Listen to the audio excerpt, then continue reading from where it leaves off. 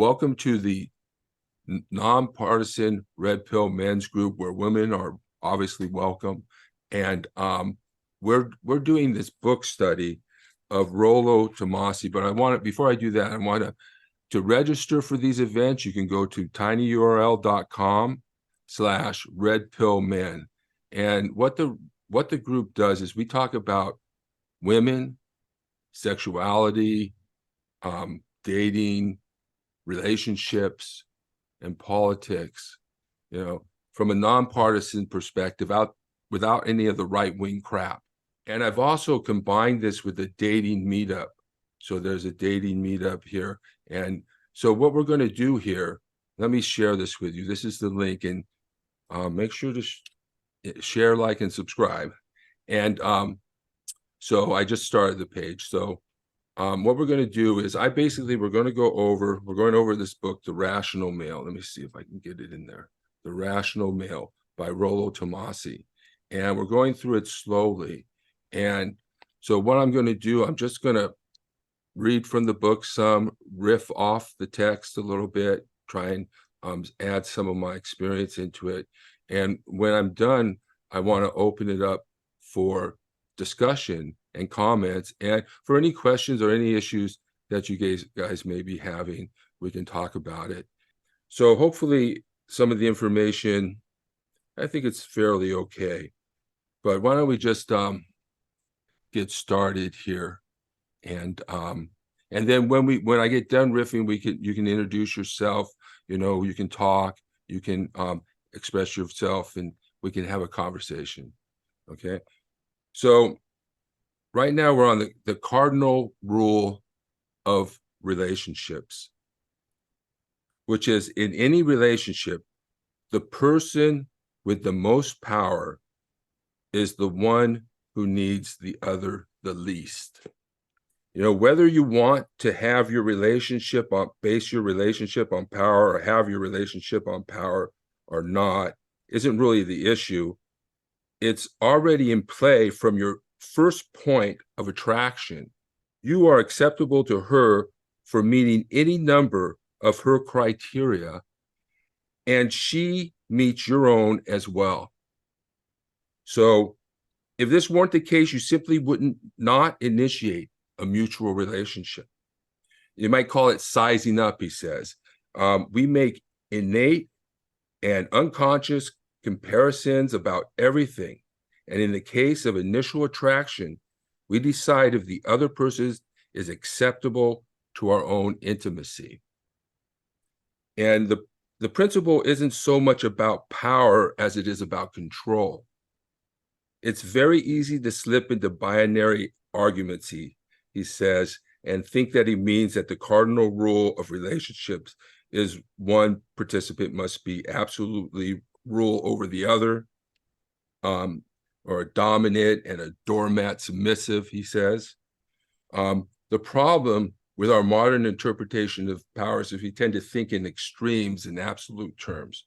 And so, but control in a healthy relationship passes back and forth as desire and need dictate for each partner. In an unhealthy relationship, you have an unbalanced manipulation of this control by a partner.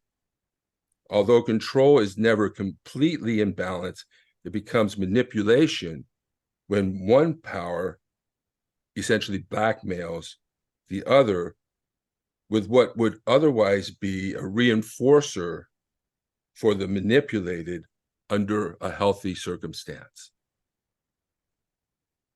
And he's going to go into one of the ways here. The submissive participant becomes conditioned to allow the manipulation to occur, or the dominant initiates the manipulation. The one needs the other the least, has the most control. But he advocates that young men develop a better sense, and this is all men, actually, all men develop a better sense of self-worth and a better understanding of the true efficacy in their relationships. And what he means by that, recognize your value as men. Recognize, and he goes into it later on, because women are constantly trying to reduce your value in your mind, you know. So recognize your value as a male, and that you are the prize in this relationship. Right? My intent in promoting this rule is to open the eyes of men who are already predisposed to devalue themselves and placing women as the goal of their lives rather than seeing themselves as the prize to be sought after. So he talks a little bit later on about self-esteem and how important that is, to not allowing your partner to walk all over you. There is something wrong when you continually compromise yourself in order to keep the peace, with the understanding that she'll withhold intimacy. And this is the big example of manipulation that he talks about, coming from the women's side. There's obviously manipulation coming from men as well. Withhold intimacy as a result of you holding your ground. And that is a power play, and it's also known as a shit test. So that's the terminology in the manosphere for that term. And women are doing that all the time. And if you don't know it, you're going to be caught off guard, and you're going to fail the test, because they're doing it all the time, especially on the first date. I mean, I've been on dates, man, where it's shit test after shit test after shit test, until I prove that I'm an alpha, and then she's ready to be with me. But as long as I'm a beta, as long as I'm a guy who's just there to pay, you know, she can put me off forever. So she initiates this, thus becoming the controlling party.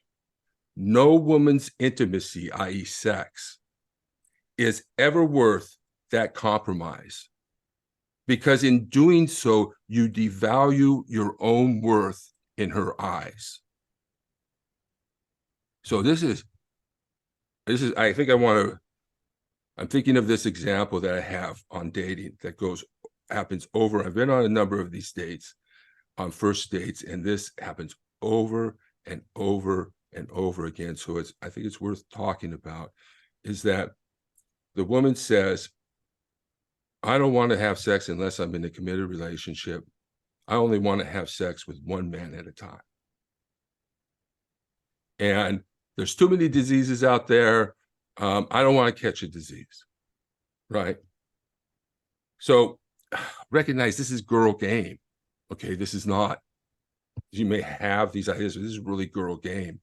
I want to present myself as the pure one, as pure and trustworthy and loyal, therefore, by not, you know, having intercourse right away or so forth. But it's not right away. The problem is you can't get from point A to point B, you know, because look, I have options. I'm not giving up my options just to have sex with a woman, you know. And my goal is to actually see who hangs around, you know. It's not I'm going to jump, because what it reveals when you do that, if you jump into a relationship, a committed relationship right away, what does she think? Oh, he committed to me. Maybe there's another guy, a better guy, who can. It immediately goes to them. You're too easy. You know, they want the challenge, you know. So it reveals to them that you don't have any other options. And that's what the communication they get. So you need to be aware of what you're actually communicating. I'm not waiting around however long it is for me to decide that you're the only one. And I have a policy now, right? If I'm going to be exclusive with you, it has to come to the point where you are ready to, at least at the minimum, make sure that you are committed to me before your friends and family. Because it's about a last relationship I had. You know, if you want me to give up my options and other potential mates to be only with you, it's not just about only having sex with each other, okay? I'm not trading commitment for sex. And this is the first thing comes right out of their mouth. How do you get from point A to B? Because I'm going to wait to see who's around, and I'm not going to wait for sex. And you want to be friends, that's fine, but we're not dating. I'm not paying, not entertaining you. I'm not your entertainment budget. So we're either going there or we're not. You either want to or you don't. And then on top of that, it usually comes with this, I haven't had sex in 3 years. I haven't had sex in 5 years. I'm an older guy, something like that, as if it were a badge of honor. And then on top of that, it becomes, and I would rather not have sex at all or not have a relationship at all if I can't get a loyal, committed man or that I want. So they fall on their sexual samurai sword, right? And threaten to withhold in the future. So, and I'm thinking, I'm not liking this, how could you let that happen? How can you let 3 years go by and not have sex? How can you let 5 years go by and not have sex and not have sexual intimacy and not feel that you're missing out on life? So anyway, let's return back to the book. Okay. So once the precedent is set, she will progressively have less respect for you. Exactly opposite of the popular conception that she will appreciate your compromising for her and reward you for this. And you're appealing to her intimacy that isn't genuine desire or real interest for you. That's sort of the idea that sometimes she wants you to, she's withholding sex, and so she wants something. That's not genuine desire. That's not desire. Desire is coming over to your apartment with on a mission. That's desire. Okay, not, you don't get this until you do that. They should want to have they should want to have sex with you. They should want to be intimate with you if you want to have a relationship with them. It's subtle psychological tests, so that all too many men are unaware of, meant to determine who needs the other more. There's no more superior confidence for a man than one with the self-understanding that he will not compromise himself for the recognized manipulations of a woman, and has the fortitude to walk away, knowing that he has in the past and will in the future find a better prospect than her. So I'm walking away. I mean, the more you compliment a woman, the more you pursue her, the more you express your admiration, the more you tell her you love her, the less she wants you. It's a sad truth.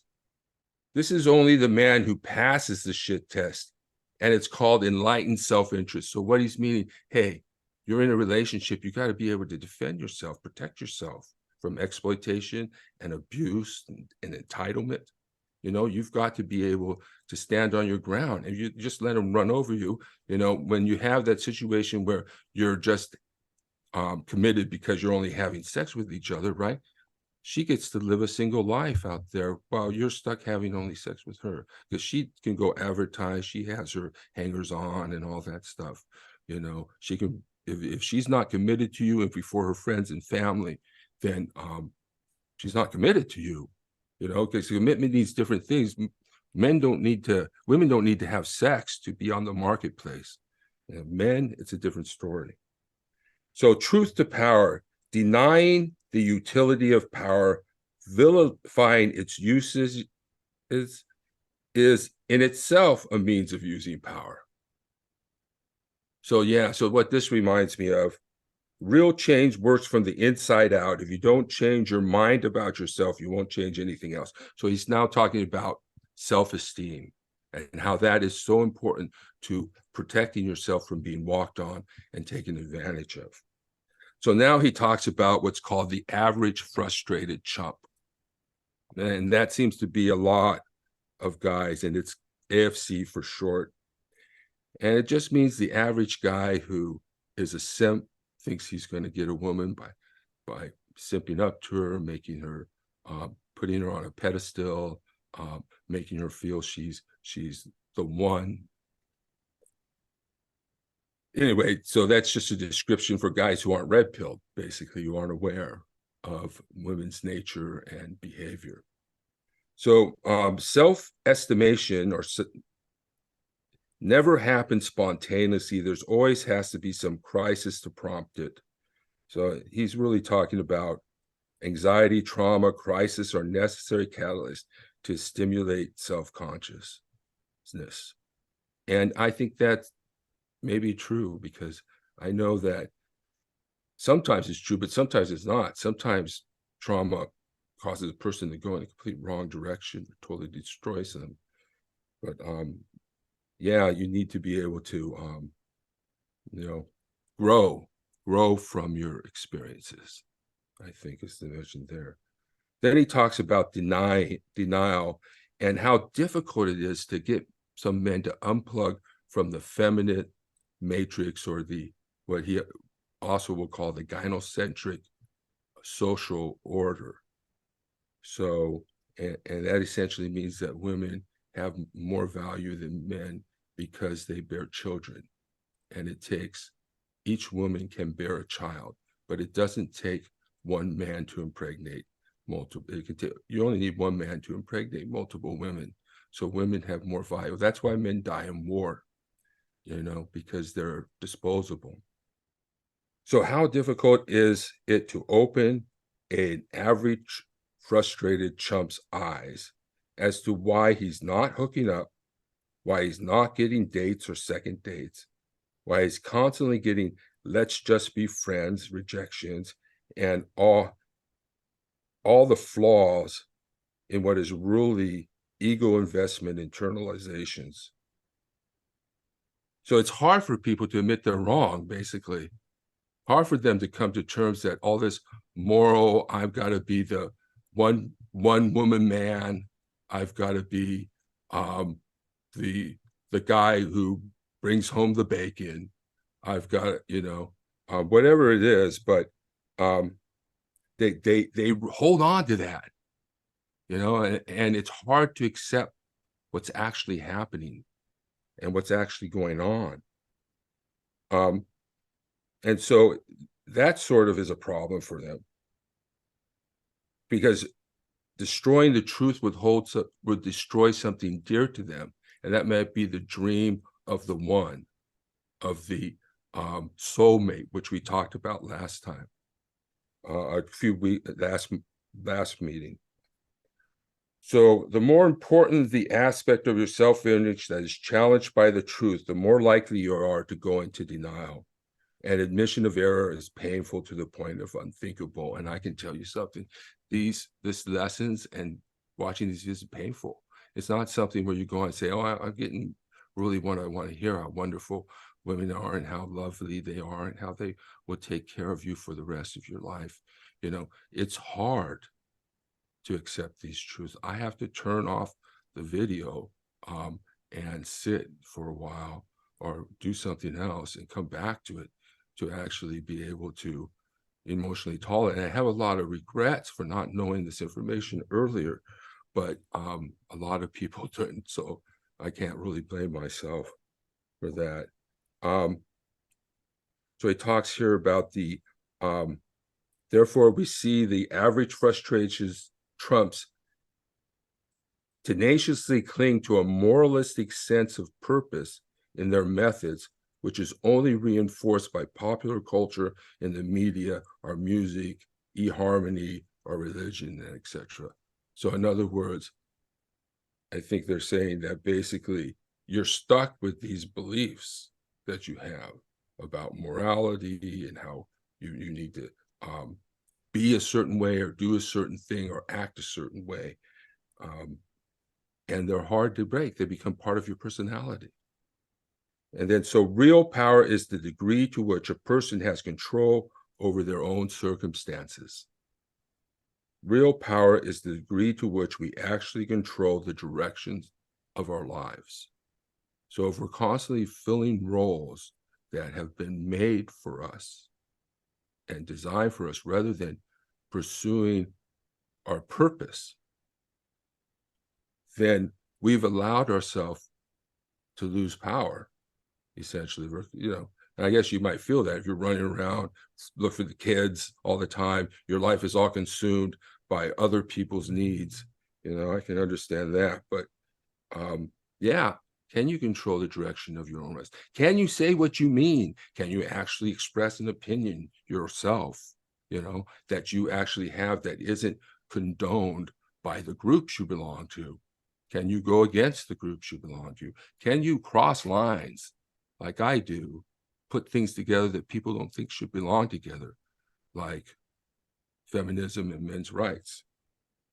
So when we allow our thinking, our personality disorders, and that's a big one, and our mental schemas, combined with their accompanying behaviors, to determine the course of our decisions, we relinquish real power.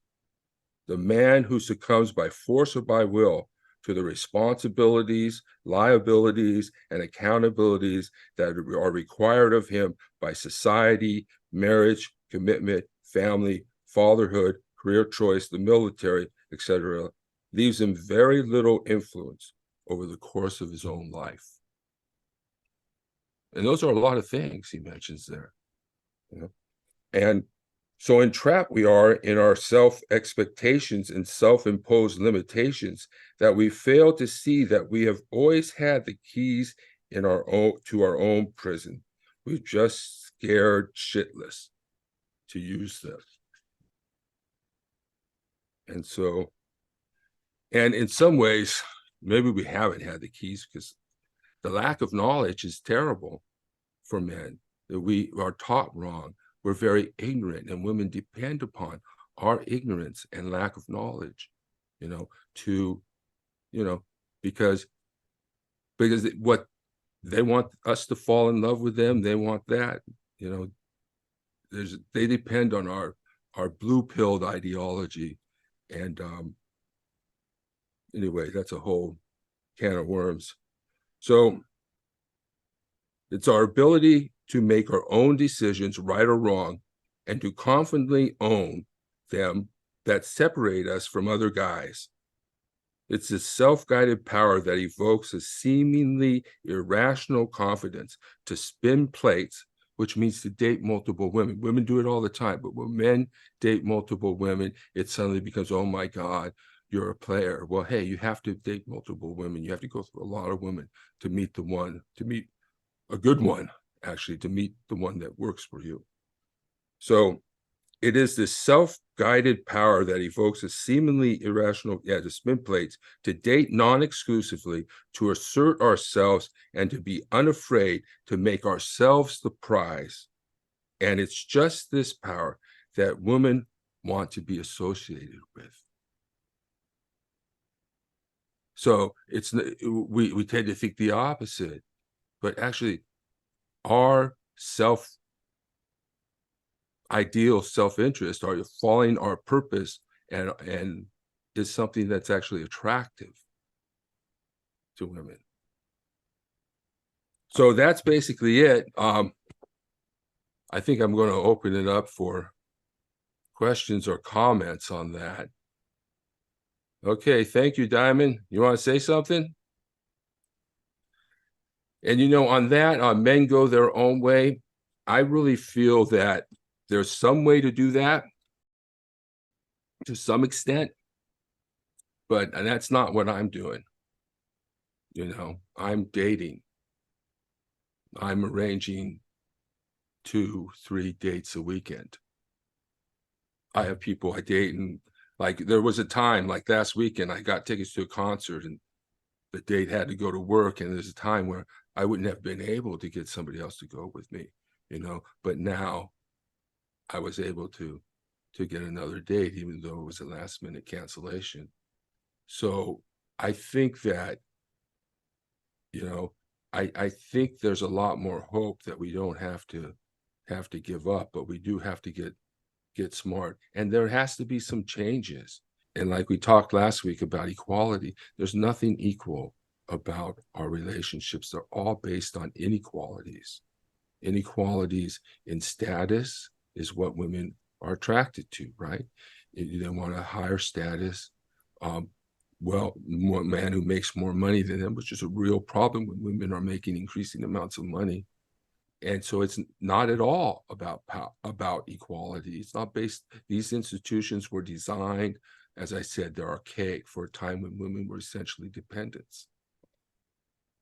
And then if we continue down a road where women have to portray themselves as dependents to men and need a man who makes more than them or earns more than them or increases their standard of living, then our relationships are going to suffer. So I don't think men should go their own way, in short. What? I have a question. Yes, who is this? And if would you turn on your camera? That would be fantastic if you would do that. Yeah, I don't have an issue with that. Okay, great. Thank you, Patricia. We'd love to see your face. Yeah, so what's the main purpose of your meeting?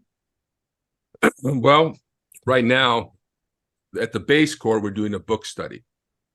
So what we're doing a book study is the book study of The Rational Male. And it's to help us understand relationships and women from the perspective of evolutionary psychology and behavioralism. And it's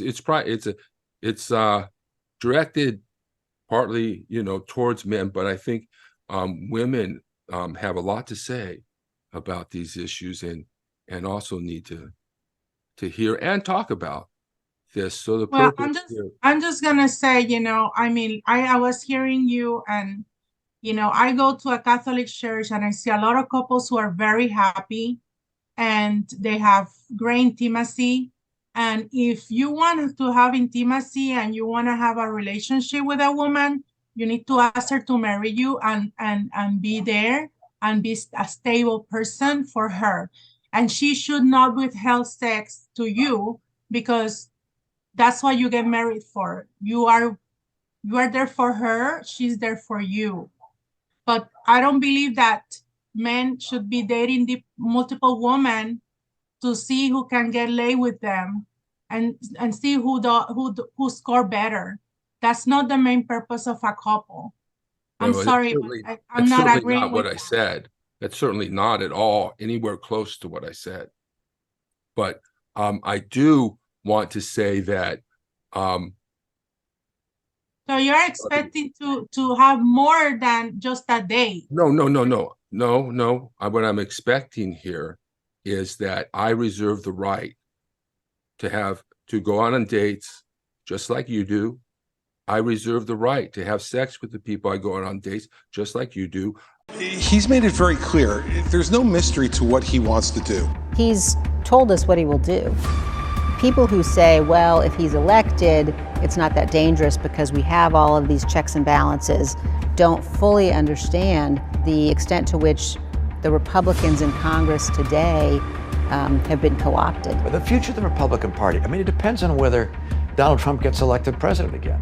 If Donald Trump gets elected president, the party is Donald Trump. It's in every respect a reflection of his character. The Republican Party of today has made a choice, and they haven't chosen the Constitution. The fact of the matter is, he is unfit to be president. He is not the lesser of two evils. He is a completely unfit man for office. He's already shown us what he would do, and he can never be near the Oval Office again. And that's why failing to speak out against him, making excuses for him, pretending that somehow he's a victim, empowers him. You want to know why those poll numbers are where they are? Because folks like these three guys on the stage make it seem like his conduct is acceptable. Donald Trump's conduct on January 6th was a supreme violation of his oath of office and a complete dereliction of his duty to our nation. His conduct is unacceptable. He's unfit, and be careful of what you're going to get. If you ever got another Donald Trump term, he's letting you know, I am your retribution. He will only be his own retribution. He doesn't care for the American people. It's Donald Trump first.